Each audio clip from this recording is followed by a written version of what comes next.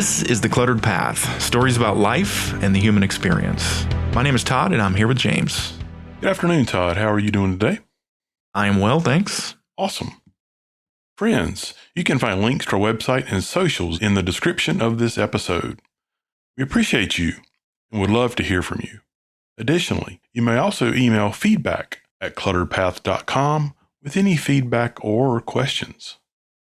Another new feature we've got is a text feature on Spotify or Apple Podcasts. So if you're listening on your mobile device, you can just click the link that says send us a text, and we'd love to hear from you. In our last episode, we discussed after 20 years of warfare, Temujin Khan engages in this final battle for control of all Mongolia. And that's when he became Genghis Khan. He then endeavored to build a completely new nation state, and he introduced the world to this idea of a nation of laws. Yeah, it has been fascinating to learn about the drivers behind a lot of those laws. If you are new to the podcast, I'd encourage you to go back and take a listen to the previous episodes. Today, we continue our study from Jack Weatherford's book, Genghis Khan and the Making of the Modern World. We're talking about the Mongolian expeditions into China to the south of Mongolia. Yep. Now we get to watch the empire grow. So let's start with this question. What do you do if a dangerous person knocks on your door and says, "Hey, nice place you got here. I really like it. I see you're doing well.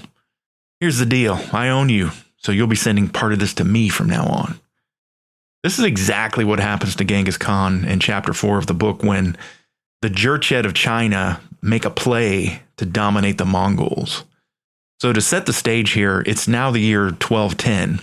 Genghis Khan is 48 years old, and he's been leading this new Mongol nation for 4 years. Let's introduce the Jurched. The Jurched dynasty was founded actually in 1125, over 100 years prior to this Jurched delegation visiting Genghis Khan. The capital of Jurched was called Zhongdu, which is the modern-day city of Beijing, China. And they ruled northern China to the south of Mongolia and Manchuria out to the east. But their rule over this region wasn't really based on military power. What they did have was tight control over trade goods in the region. But in contrast, the power of a Khan in Mongolia actually came from his military prowess and his ability to supply trade goods. So the Jurched kingdom, that people, they actually had a perspective on Mongolia. The Jurched were a tribal people as well, but they claimed sovereignty over all Mongolia. Now, Ong Khan, if you remember from previous episodes, Ong Khan was Genghis Khan's former father figure. He had actually offered allegiance to the Jurched in the past, but strangely, Genghis Khan's success in uniting the Mongolian clans, it ended up it reduced looting and actually stifled the flow of goods back to the Jurched. And so that caused problems. So it always seems to get back to money as the cause of problems. But now at this point, with that flow of goods from Mongolia to the Jurched having been stymied, the Jurched were now bent on reasserting dominance over Mongolia. Now, Genghis Khan, he had a perspective on the Jurched. He just simply did not trust them. 2 years prior to this visit by the Jurched envoy, some high court officials from the Jurched deserted to Mongolia, and they actually urged Genghis Khan to attack the Jurched. He suspected it was a trap and just outright refused to do that. You see, the Mongolians had closer ethnic ties to a people called the Khitan, who the Jurched had defeated and were now dominating at this point. So many of the Khitan had found sanctuary under Genghis Khan. And so, as you can imagine, Genghis Khan had a low view of the Jurched. But then this Jurched delegation arrives at the Mongol encampment. Now, an interesting side note in my mind, I thought of this. Genghis Khan still lives in a tent at this point. He always lived in a tent, and he never succumbed to an inclination to upgrade his lifestyle. In my opinion, he didn't seem to regard himself as a man of status or privilege. So that's just a side note. But the Jurched arrive, and according to their customs, they demand a strong show of submission from Genghis Khan. And the submission they wanted, according to their custom, was a ceremony where a Mongol official is given an award by the Jurched because they're so generous, of course. And then in turn, they expected a Mongol official to kneel reverently on the ground and call himself, quote, a slave of inferior ability, perfectly unable to repay in the slightest degree the imperial favors of which his family have been the recipients for generations past. He would then turn himself toward the palace and beat his head upon the ground in grateful acknowledgement of the imperial bounty. End of quote. So that was the Jurched custom. As you can guess, Genghis Khan did not respond positively to that. So here's an excerpt from the book. Quote, Genghis Khan knew full well how to kowtow. He had done it on Mount Burkhan Khaldun in repeated homage to the eternal blue sky. But now, nearly 50 years of age, he would kowtow to no man. Nor was he anyone's Mongol slave. Upon receiving the order to demonstrate submission, Genghis Khan is reported to have turned to the south, spat on the ground. Then he unleashed a line of vindictive insults to the Golden Khan, mounted his horse, and rode toward the north, leaving the stunned envoy choking in his dust. Genghis Khan's defiance of the envoys of the Golden Khan, side note, Golden Khan is the leader of the Jurched, by the way. So Genghis Khan's defiance of the envoys of the Golden Khan was tantamount to a declaration of war between the Mongols and the Jurched. Genghis Khan's need for trade goods already gave him a reason to make war on the Jurched, and the demand from the Golden Khan for submission now presented him with the pretext for attacking. End of quote. So the Jurched, they're acting on their belief that they were rulers over Mongolia. But those beliefs would soon crash on the rocks of reality. Yeah, one could call this episode The Empire Strikes Back. They shook the wrong tree. Yes, and may remorse be with you. Oh, wow. So after rejecting the Jurched envoy's demand, Genghis Khan returns to his base camp, and then in the spring of the following year, Genghis Khan summons a Kuriltai, or a council.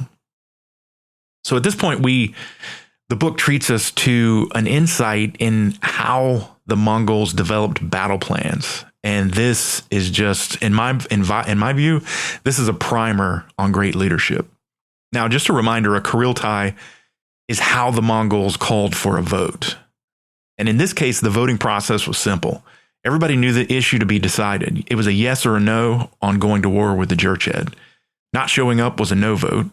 If a majority don't show up, Genghis Khan cannot proceed. So a majority of the clans arrive, so the vote is yes. But then, as part of this Kuriltai, or council, the Mongols go through a deliberative process over 4 days. So the senior commanders, they started by holding large public meetings to plan and discuss the issues surrounding going to war. And then the senior commanders went to their subordinate units to discuss with those people. Bottom line is everyone is involved in the discussion because the way they deliberated and the way they planned, everyone must understand why they're going to war. Here's an excerpt from the book. Quote, although on the battlefield the soldiers were expected to obey without question, even the lowest ranking were treated as junior partners who were expected to understand the endeavor and to have some voice in it. To have the full commitment of every warrior, it was important that each of them, from the highest to the lowest, participate and know where he stood in the larger plan of events. End of quote. But what was Genghis Khan doing while the subordinate leaders were crafting their plans? He focused on relationships. He started with the allied nations. Genghis Khan was careful to include representatives from these allied Uyghur and Tangut nations in his planning, because their buy-in would add protection to his rear after launching this invasion into China. On the home front, communication was key because he needed to inspire people and help them understand the war and why they were doing what they're doing. And he did this by appealing to their honor and need for revenge for past wrongs. And he also pointed out the vast wealth they'd be taking from the Jurched. That didn't hurt for sure. But then the book talks about the Mongols' spiritual preparation. So Genghis Khan feels confident at this point in the support from the Mongol people and his allies. So he then withdraws from this Kuriltai and goes up to a mountain to pray. And this process he goes through is very similar to his worship when earlier in the book when he decided whether to go to war to rescue his abducted wife, Borte. He removes his hat and his belt, very symbolic.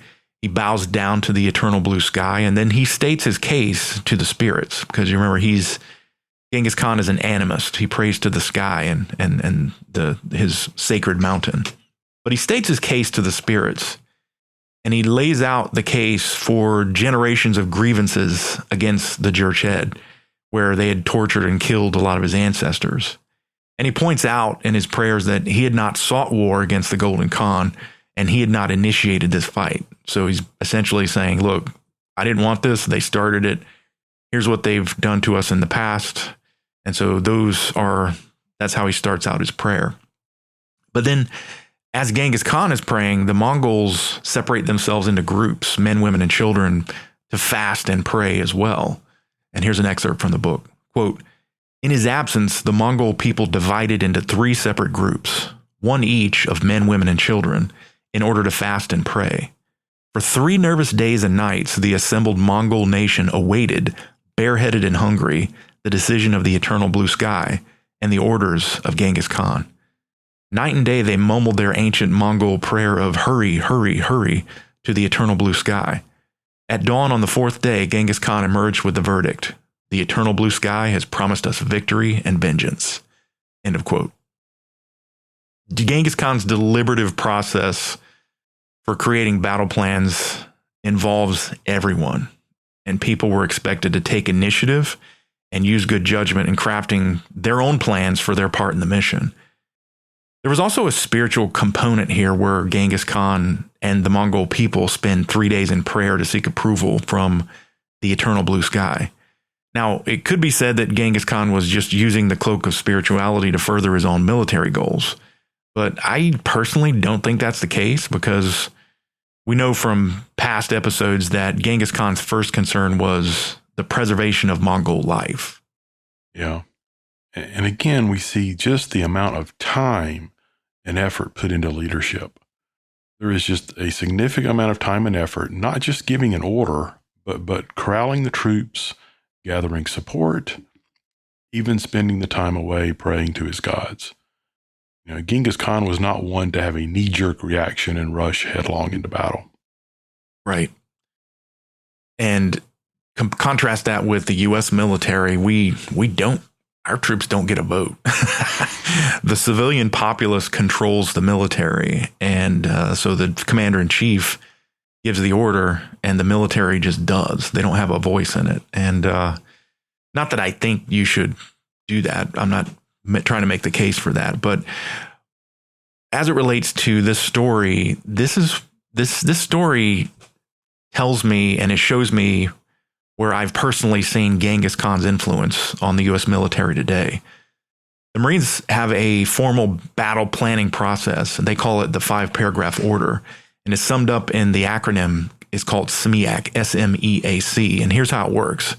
I'll just briefly go through this. It's situation, mission, execution, administration and logistics, command and control. This is how they go through the process of planning for a battle. So the commander, he starts out when briefing his subordinates by describing the situation. And usually you are oriented to the situation using a terrain map or some kind of terrain model. And in that situation, you're given intel on the enemy status and info on friendly forces in the area. What's the status of your troops? What's the status of the enemy? That's the situation. And then they go into the mission statement. This is a very clear and concise statement that is one sentence describing what the unit is to accomplish using the 5 W's: what, where, when, who, and why. And this is important because the situation may change on the ground, but the overall purpose should guide the actions of the individual. So decision-making within the U.S. military at the lowest levels is very important to success, because there's this ancient military proverb that says no plan survives contact with the enemy. And Mike Tyson, the boxer, had his own take on that quote. He says, everybody has a plan until they get punched in the face. So that's the mission. People have to understand what the mission is so that when things change, they can decide how to act to fulfill the mission. So then you go into execution. So this is where commander's intent is expressed. And this is very important. And the commander's intent is just an explanation of what the commander wants to happen. And then as part of this execution portion of the briefing, there's the concept of operation, where you're explaining the general scheme of maneuver and the fire support plan. And that's basically just breaking down, hey, we've got air assets from XYZ, we've got artillery from over here. That's how we're going to, when you need fire support, here's who you call. And then in the execution statement, tasks for each unit are handed out. So if this is a platoon level SMEAC or 5-paragraph order, you might hear something like, hey, first squad, you're going to be the main assault, second squad's base of fire, third squad in reserve. So that's how it works with execution. And then you get into the A of the acronym, which is administration and logistics. And this is quite simply the 4 B's: beans, bullets, band-aids, and bad guys. And this is where you're provided instructions for getting resupply, getting equipment, evacuating your wounded and prisoners. And then finally, you get command and control. And this gives you information on where the location of the key leaders are during the battle, and also a plan for succession of command if leaders are wounded. And this is where you also share call signs, radio frequencies, and signals and things like that. So that's SMEAC: situation, mission, execution, admin and logistics, command and control. So an example of this from the perspective of a Marine infantry platoon, it works like this. The battalion commander has his meeting with the company commanders, and then the platoon commanders have their meeting with the NCOs. And it's just passed down. And in each step of the process, subordinate units, they take that SMEAC or 5-paragraph order from higher command, and they develop their own plan for their assigned area of the mission. So the bottom line on that is the battalion commander is not a one-man show controlling troops down at the squad level, because that would just simply be impossible. Now, how do we relate that to Genghis Khan? Taking it out to a higher level, here's what I've personally learned from Genghis Khan. And I would say this: in any endeavor that involves large groups of people working together, it's important to have 3 components. First off, you need good leaders that build a culture of trust. Second of all, you need simple plans that are easy to understand. And then third, you need a planning process that allows individuals to participate and introduce their own ideas and creativity. Because I submit this to you: if the individuals in your organization do not understand their role in the organization and they have no say in how the plan is executed or developed, the team's not going to be successful. Now, I'm glossing over item 1 here because we're not delving into exactly what good leadership is, but that may be the topic of future episodes. Yeah, and I think that would be an excellent topic to consider.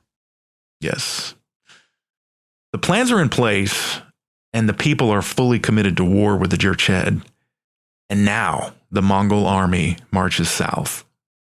So at this point, it's the year 1211. Genghis Khan is now 49 years old. And by the way, I bring these things up because I'm interested in the human element here. And we're talking about a human being, not a TV actor or some larger than life character. He's a person. He's now 49 years old. And in that time, that's pretty old.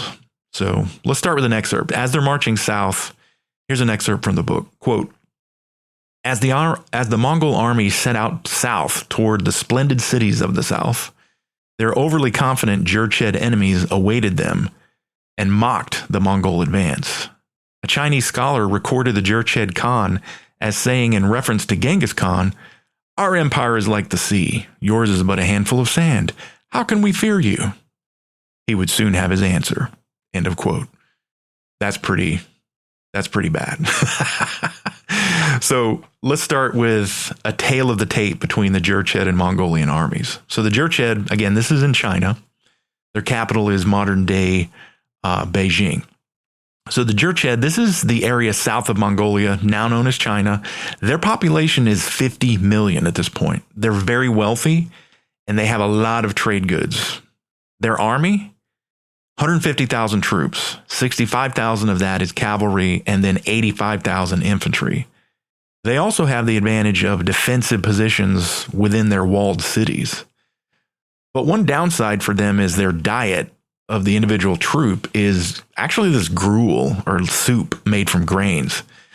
And the book tells us that that diet really stunted their growth. It rotted their teeth and left them prone to disease. So that's kind of a high-level view of the Jurched. Now let's look at the Mongols. They're a population of about 1 million. So 1/50th the size of the Jurched. They were a nomadic and poor people. They only had 65,000 troops. So they're going into China operating at a 2-to-1 disadvantage. But they're 100% cavalry, so they're very mobile. And so this is another first from Genghis Khan and his army. 100% of his military is cavalry because they practice maneuver warfare. Another interesting facet that we discussed earlier was there is no supply train or commissary. They brought animals along to milk and eat while they were traveling. So they supplied themselves wherever they were. And their diet, in contrast with the Jurched, the Mongolians ate meat, milk, yogurt, and dairy products. And that actually gave them strong teeth and bones. So the individual soldier was generally bigger and stronger and more healthy than the Jurched soldier. So the takeaway here is the Mongols are poor, they're smaller in number, but their army is well trained and more physically fit than the Jurched.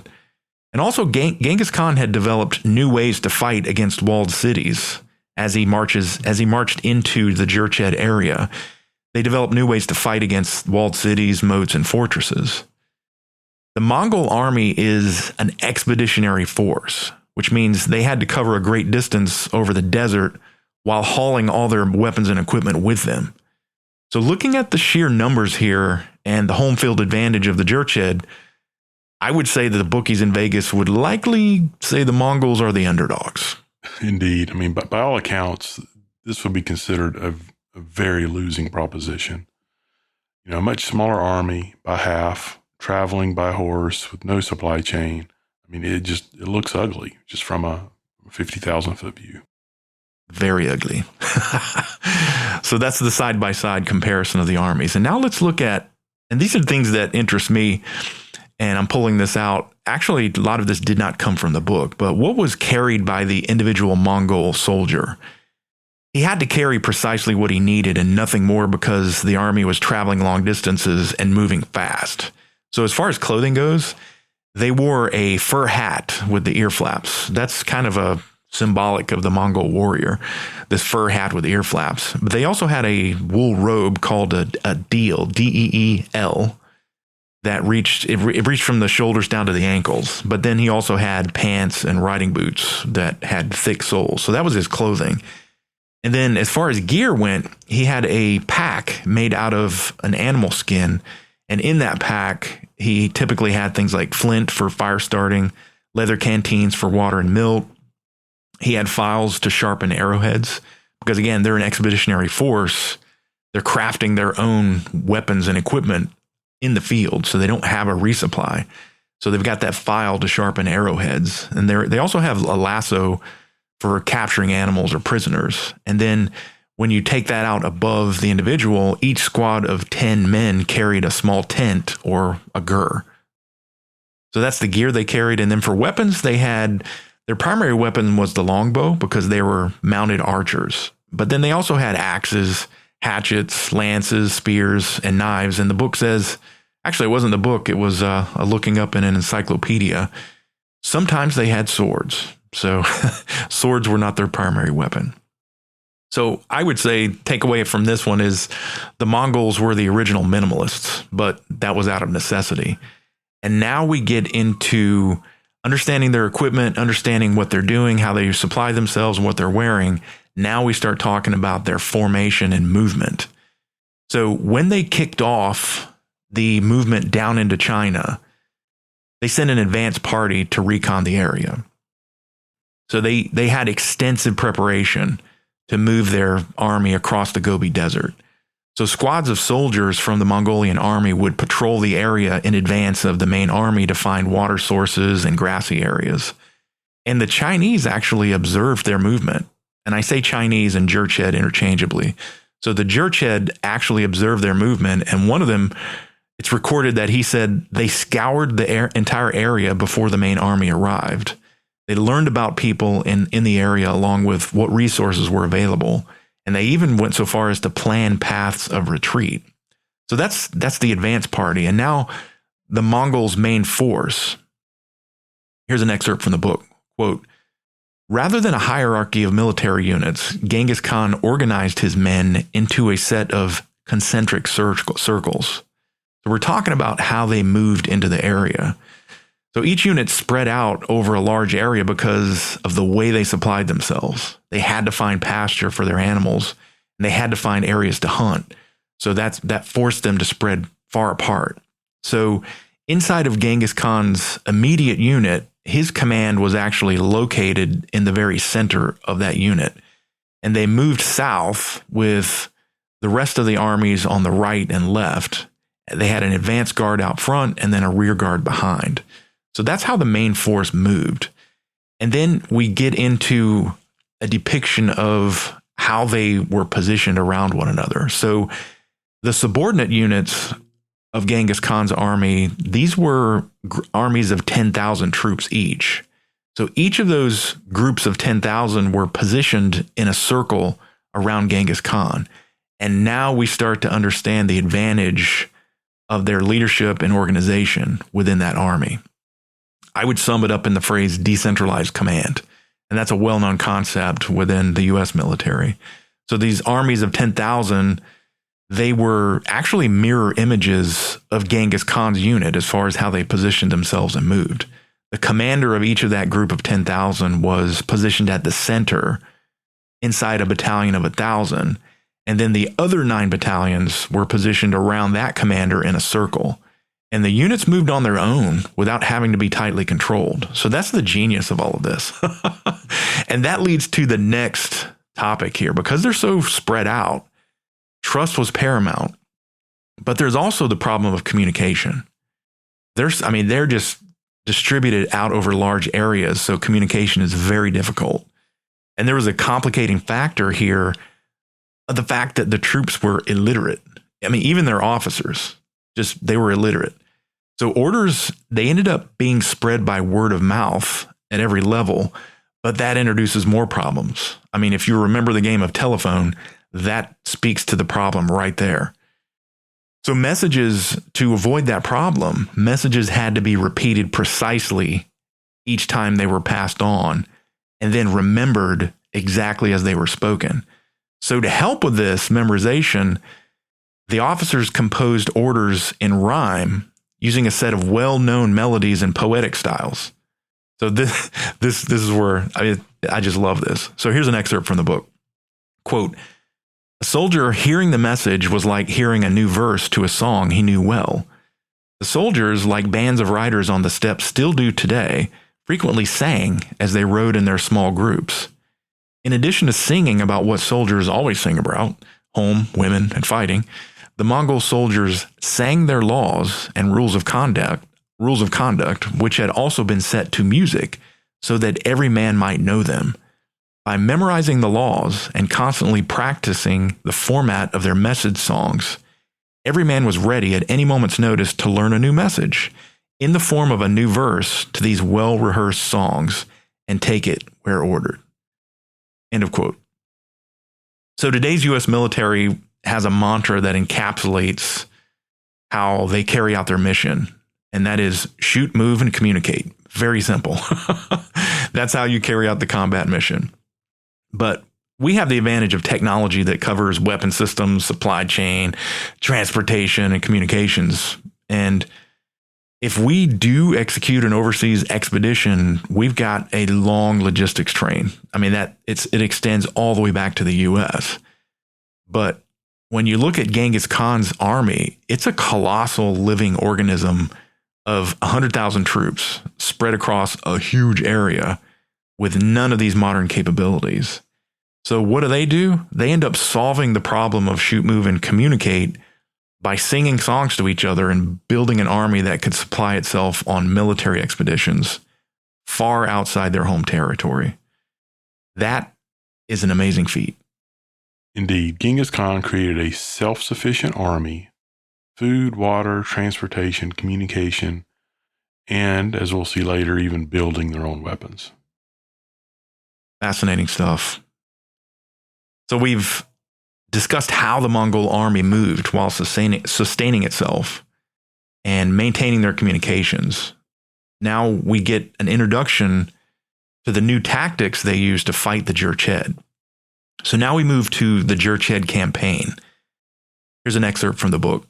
Quote, despite the disadvantages of fighting on alien land outnumbered by enemies, Genghis Khan had the advantage of lessons learned from a lifetime of warfare, and he knew his troops and his officers intimately. He had fought with many of them for more than a quarter of a century, and a few of the generals, such as Borchu and Jelme, had been with him for nearly 40 years. End of quote. So they've got decades of experience and strong bonds between the leaders inside the Mongol army. Before engaging in combat with the Jurched, they've actually got a problem to solve here. And I'll just go back to another excerpt, back to the book. Quote, the Mongols, no matter how rigorous their training, how precise their discipline, or how determined their will, could not conquer fortified cities by conventional warfare. In facing the Jurched, Genghis Khan employed the basic strategy of his earlier steppe wars by trying to win the battle before the first arrow was shot across the battlefield. To defeat the enemy by first creating confusion and then instilling fear to break his spirit. So the problem they had was figuring out how to overcome the strengths of the Jurched. And what they did is they started first by engaging in psychological warfare. So they started at the outset with very small hit and run attacks on outposts and in the surrounding villages. So they would attack and then withdraw quickly and then come back again and attack over and over. They would let the people start feeling safe and then send in another attack. And so what would happen inside these villages is the rumor mill and fear began to drive a wedge between the Jurched people and their leaders. And then the book also talks about the Mongols engaging in what it called masterful propaganda. So the Mongols, they're doing these hit and run tactics, but then they also march into China announcing themselves to the people as a liberating force, intent on restoring the older royal family that the Jurched had overthrown 100 years prior. So before the fighting began, many of these Khitan people were subordinate in the Jurched kingdom. And before the fighting began, many of these folks joined the Mongols. And what that did was it just further eroded the military power of the Jurched. And then throughout the campaign, the Mongols, they spread rumors to stir up fear. And I like this one. Here's just one rumor that they started. So this didn't happen. This was a rumor that the Mongols started amongst the Jurched. And here's how it went. So the Mongols, they spread this rumor that they promised to withdraw from a city if the Jurched would give them a large number of cats and birds as loot. That sounds crazy, but they did. They spread this rumor. So the Jurched agreed and handed over the animals. And then what the Mongols did was they attached burning torches and banners to their tails, and they ran back into the city and torched the place. So the story's not true at all. It didn't happen, but they spread that rumor amongst the Jurched, and the thought of being tricked into having your city burned to the ground really messed with people's minds. so that was just brutal, cruel propaganda. So that's and then in another situation, one of the generals, his name is Jebe, and he was accompanied by Genghis Khan's brother Kasar. They execute a masterful coup. So what they did was they end up marching their army into the Khitan homeland. So again, the Khitan are a people that support the Mongols. And they found a descendant of the royal Khitan family and restored him to the Khitan monarchy and declared them a vassal state of the Mongolian Empire. So the Jurched leaders now are further diminished in the eyes of the populace. So just amazing, their masterful plot to just spread hate and discontent without firing a shot at this point, right? So then another stroke of the genius of Genghis Khan was that he spent a lot of time studying the Jurched people. So again, just recapping, the problem they're trying to solve is overcoming this more powerful force. They engage in psychological warfare, and they ended up just messing with the people's minds. But along the way, Genghis Khan is studying the Jurched. Here's an excerpt from the book. Quote, throughout his campaign, he found members of the old Khitan aristocracy anxious to help him understand the land he had invaded. With their understanding of the Mongolian and Chinese languages, as well as their skill in writing and knowledge of law and tradition among the settled populace, the Khitan scholars proved so useful in administering the Mongol Empire that Genghis Khan concentrated more attention on attracting or capturing scholars. Thereafter, everywhere he went, he had such men brought to him for interrogation to see what skill they might have and where in his empire it might be applied. End of quote. So that made me think of the Chinese general named Sun Tzu, born about 1700 years before Genghis Khan. And he wrote that book called The Art of War. He taught about knowing yourself and knowing your enemy. And here's what he said, quote, if you know the enemy and know yourself, you need not fear the result of 100 battles. If you know yourself, but not the enemy, for every victory gained, you will also suffer a defeat. If you know neither the enemy nor yourself, you will succumb in every battle. End of quote. So takeaway here is Genghis Khan knew himself and he knew his enemy, and he spent time studying them. So he had already won the battle with the Jurched before it began. And I find it interesting that when they initially invaded, the Mongols, we learn in the book that they actually lacked the weapons and knowledge to break down their massive city walls. But they just executed what they knew. And as they were going, they spent time learning and adapting, all while the Jurched mocked them. Wow. I mean, poking and prodding at your enemy, all while the enemy was just unaware. Pretty hardcore. So psychological warfare was how they started, and it had a huge impact on the outcome of a battle. But there was also great impact from, I would submit, the mindset of the Mongols. So their mindset was, hey, we want total victory. Back to the book here. Quote, the Mongols didn't find honor in fighting. They found honor in winning. They had a single goal in every campaign, total victory. Toward this end, it did not matter what tactics were used against the enemy or how the battles were fought or avoided being fought. Winning by clever deception or cruel trickery was still winning and carried no stain on the bravery of the warrior. For the Mongol warrior, there was no such thing as individual honor in battle if the battle was lost. As Genghis Khan reportedly said, there is no good in anything until it is finished. End of quote. So understanding that mindset of total victory, the Mongols, they ended up using some very unique methods in the Jurched campaign. One example was the use of local civilians in the war effort.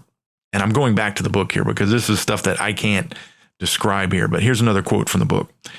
Quote, traditional armies of the era treated villages as resources to be looted and the peasants as nuisances to be raped, killed, or disposed of in any convenient way. By contrast, the Mongols, who were always low in numbers compared with the place they invaded, put the massive number of people to strategic uses, end of quote. So the first thing they did was they conscripted the people as laborers. And this is, I can't imagine this because I have not heard of armies doing this before. But before any attack, what they would do is go to the surrounding villages and just clear them out. And each Mongol was tasked with rounding up 10 local men to work under his command. And so he'd have those 10 men doing things like getting food, gathering stones and dirt, stuff like that, to fill the moats of the walled cities. And then they would also assign these villagers to maneuver and operate siege engines during the assault.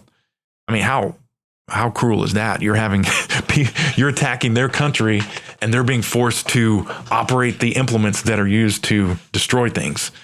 And just crazy. But they also used them to push they had movable towers that they used to breach city walls. And the local villages were tasked with pushing those into place. So they were conscript as laborers, and then they also used civilians as weapons. Now, historically, the Mongols, they would stampede herds of animals against enemy lines. That was hugely disruptive, right? But with the Jurched, they changed it up a bit and they used the people themselves in the same manner. So they would attack local villages and set them on fire, and then the people would flee, and they would end up choking roadways and disrupting Jurched supply lines. And then during the attacks, civilians were also used as human shields. I mean, the Mongolians would just herd groups of civilians in front of their army as a human shield. And they would also use people as living battering rams against city gates. And then as they died, their dead bodies were used as filler for moats. So that's brutal. But Yeah. I mean, in today's mindset, we wage war with a goal of avoiding civilian casualties, right? Instead of carpet bombing cities, what the modern military does is we now use precision weapons, and we actually risk the lives of our own troops by engaging in things like house-to-house fighting. But that's not the case with the Mongols. They ended up fighting with a concept very similar to World War II, where cities were bombed purposefully to kill civilians and just do things like destroy public support. And there was also a goal in World War II of taking out military production capabilities. So the why behind these methods of the Mongols was very simple. Achieve total victory using the least amount of effort while protecting Mongolian lives. That was the very simple mindset behind that. Yeah. Protect yourself and win. I mean, it was very brutal, but the strategy accomplished their objectives. Right. So the Mongols used civilians as fodder and labor. Now, another means they used of achieving total victory was waging warfare across the entire Jurched territory. A common military campaign, I mean, if you're fighting, you usually focus your military effort on a specific area where you topple the enemy like dominoes. You conquer one area, then you move on to the next. But the Mongols ended up spreading across the entire territory, attacking on multiple fronts at the same time. And this had the effect of maximizing confusion and chaos. So the enemy leaders didn't know how to respond, to be honest. So with the Jurched dazed and confused, it opens up possibilities for a third practice, which was, I'm just calling this shameless and disrespectful deception. And here's an example. In one example, the Mongols end up capturing a high-ranking Jurched official who was en route to a city the Mongols had under siege. And after capturing this official, a Mongol took his clothes, dressed in them, took his papers, and he continued on to the city. And in a coordinated move, the Mongol army lifted their siege of that city. So this impersonator, he marches in and he fools the city officials into believing that the Mongols had been defeated. And then he spends, I mean, this is an elaborate ruse where he spends weeks having the leaders dismantle their defenses and withdrawing the army. And once that's complete, he sends word back to the Mongols and they just swooped in and took the city. And that's why I just call it shameless and disrespectful deception, because you know that those Jurched leaders had to be like, man, come on. Seriously.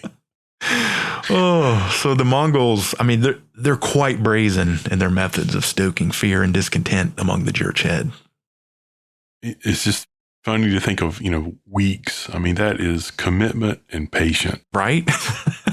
I mean, and whoever that was, that person had to speak their language to pull it off. I don't know how he pulled it off. I mean, they're different people, right? Yeah. These were just a few of the, I call it least effort methods the Mongols used to achieve victory. Again, they want to preserve life and save their own resources and protect their people. And finally, after all of that, all the propaganda, all of the deception, all of the chaos and confusion they're introducing, then we get to the fighting tactics. And again, the overall goal is expressed in this excerpt from the book. Quote, after all the reconnaissance, organization, and propaganda, when the attack finally came, the Mongol army sought to create as much confusion and havoc for the enemy as possible, end of quote. The most common cavalry attack they end up implementing was called They called it the crow swarm or falling stars. So what they would do is they would use a drum to signal by day or set a fire at night as a signal. But whatever the case, at the signal, all of these horsemen would come running in from all directions at once, strike fast and flee. So that's the crow swarm. But then they also had to deal with city walls. And at this point, Genghis Khan and the Mongols had learned from the Chinese. So they're taking their own methods, and they taught themselves how to construct siege engines. So these were hugely popular with the Mongols because it allowed them to stand off from their enemy, not risk themselves, and destroy city walls without having to expend much effort or put themselves at risk. So here's some examples. The catapult, this was a device that hurled massive stones or liquids or whatever. You just put something in the catapult and launch it, and then it would batter up against the walls. And then there was the trebuchet, which is similar to a catapult, but it was powered by the drop of a heavy object. And this had the ability to throw things much faster and further distances than the catapult. And then there was also the ballista. So this was a device that shot large arrows, and it could damage buildings, but they used it for killing people and animals as well. So those are just some examples. But regardless, these long-distance weapons, they fit nicely into the Mongol concept of killing the enemy with the least amount of risk, and they avoided close combat as a result. So there was great emphasis placed, as you can imagine, on finding engineers and putting them to work. And now, from this point on, siege engines would become a permanent part of the Mongolian arsenal.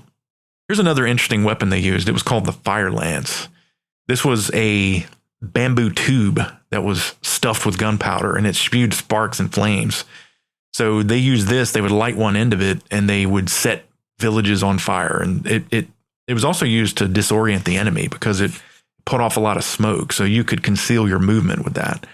Today in our modern military, we have smoke grenades that you use for that. But this also combined the energy of fire to be able to burn things down. That was another interesting weapon I found. But then when there were times, though, when the Mongols identified a city where it was like, you know what?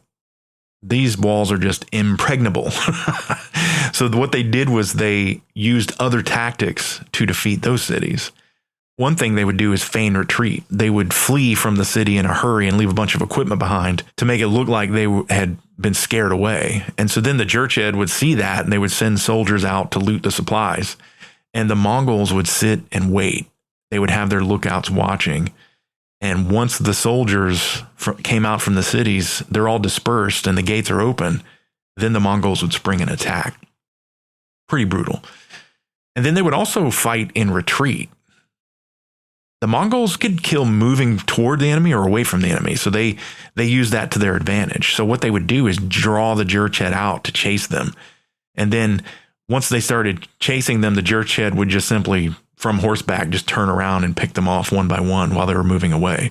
Fighting in retreat, another effective tactic. And then, again, all of these methods are getting the Jurched to come out of their cities because they can't bring the walls down. But a third method they used was channeling the pursuing Jurched force. They would come out of the city to pursue the Mongols. In turn, the Mongols would steer them into a channel of their choosing. So they managed their movements by channeling them through geographic features. And then when the Jurched were spread out in a huge column, the Mongols would just zip right in and attack from the flank and defeat them. That was channeling a pursuing Jurched force. This is a modern military tactic. You want to set up a defensive area so that your enemy is channeled into a specific area where you can ambush them. So very classic modern military practices. And then the Mongols also developed the military, we call this immediate action drills. So immediate action is something that you just do. Something happens and you have a drill that you go through in immediate action after the event happens. And you just drill that over and over. And using the example of our modern military, you have immediate action drills for a near ambush and a far ambush and things like that. And so there are just things that you do when you're ambushed or whatnot. and you just don't think about it. The Mongols actually had an immediate action drill that they executed when they were ambushed by the Jurched. And what they did was they carried valuables on their person. These valuables were solely for throwing them out on the ground when they ran away.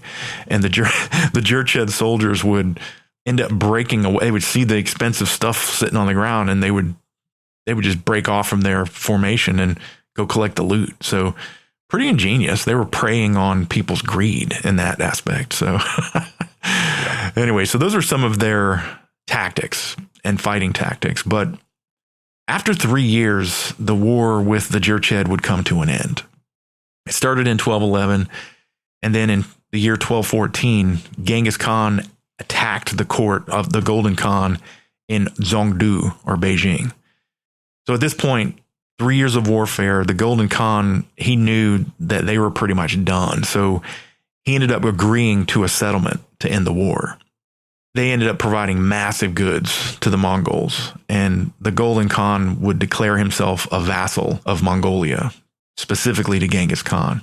And then the book goes on to talk about the Jurched reneging on the commitment, but that was dealt with swiftly. We won't go into those details.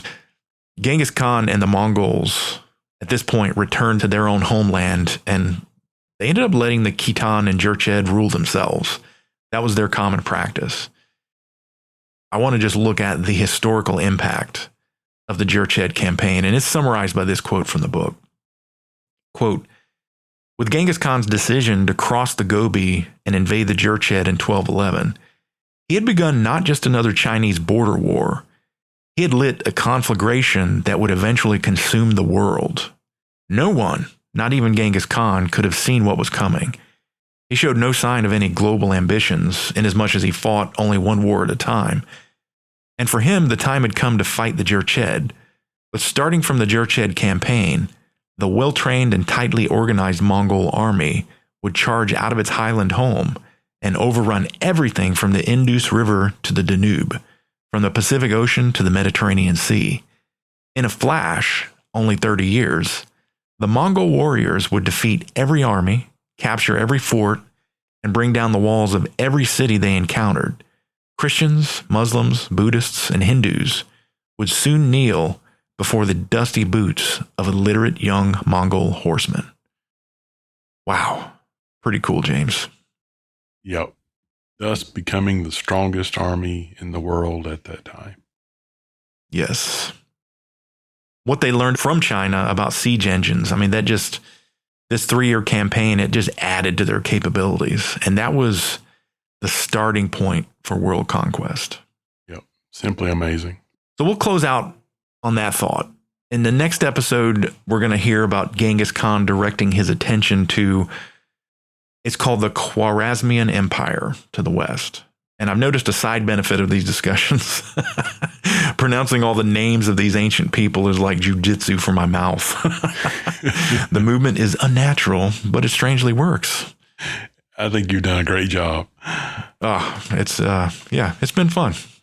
Again, if you enjoy these episodes, we're only able to cover a certain bit of these topics, but we welcome you to pick up a copy of this book and enjoy the details and the history behind that. So thanks so much for listening, and hope you have a great day. Thank you very much. Looking forward to the next episode. Thank you for listening to The Cluttered Path. Today's episode was made possible by the writings of Jack Weatherford from his book, Genghis Khan and the Making of the Modern World. Copyright 2004 by Broadway Books, a division of Penguin Random House. Music for today's episode is used with permission of the Lack family.